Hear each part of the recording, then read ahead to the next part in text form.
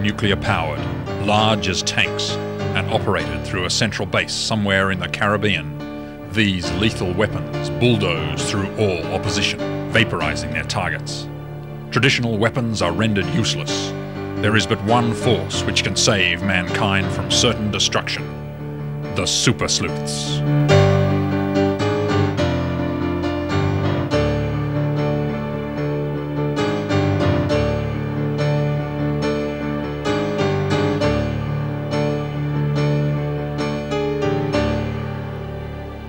On the observation deck of their waterfront hideout sit the Supersleuths.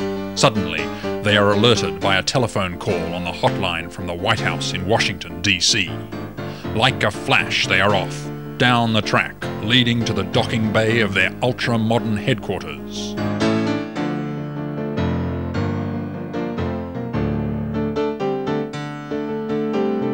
The Supersleuths are now embarking on a mission they won't forget for a long time to come.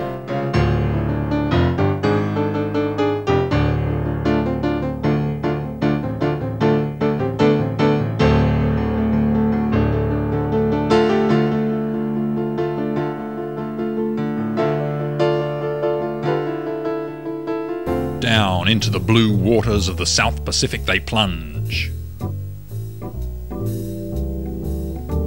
And after loading the dinghy into their seaplane, zoom off to make an aerial search for the Micronta building.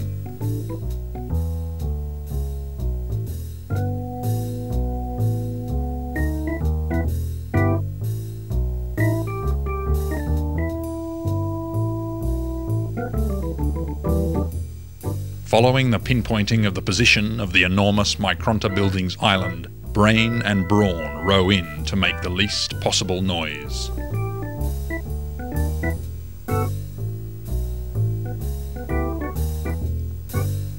After docking at the boat ramp, they begin on the long trek upward. The first great obstacle is a formidable steep rocky cliff, which both men manage to scale successfully. After hacking through thick bush for many hours, night falls, but not without complications. A vicious crossbreed dog, a hound hungry for blood, pounces upon them.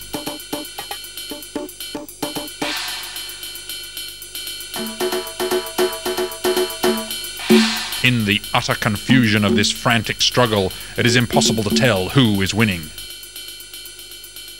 But the Supersleuths finally bring the dog down, under control. The continuous bush bashing and heavy fighting of the night before prove too much for the Supersleuths. They can go no farther. But wait!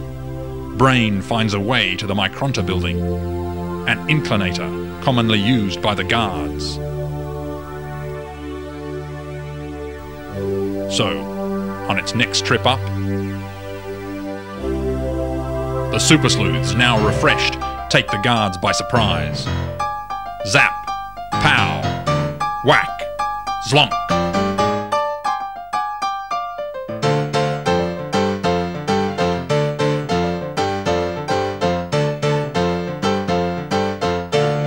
Punch after punch are absorbed by both sides until one guard is hurled from the car.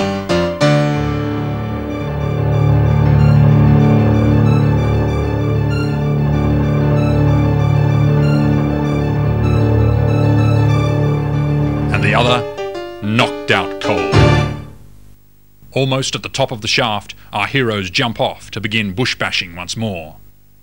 But after 3 hours of grueling walking, they earn a well-deserved rest.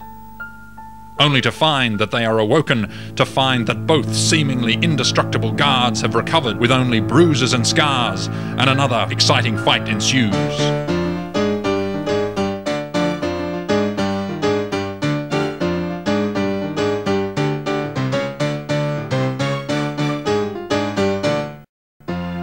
After suitably sobering the two guardians, Peter and Nick force them to show them the exact position of the Micronta building, the rotten core of this evil plot to destroy mankind.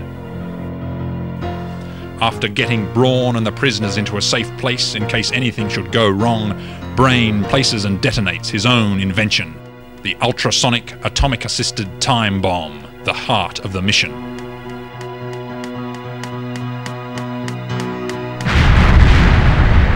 With prodigious force, the bomb explodes and the four are thrust onto the ground by the blast.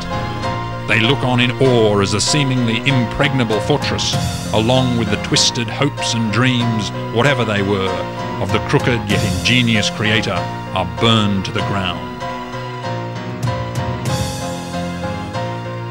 Smoke strangles the surrounding bush. Every computer car in the world, with no one or nothing to be guided by, goes haywire. The terror which has shaken the world has been thwarted. Only the charred remains of the once mighty Micronta building remain as reminders to all mankind. The Supersleuths rise once more victorious, and the world, at least for the time being, is safe.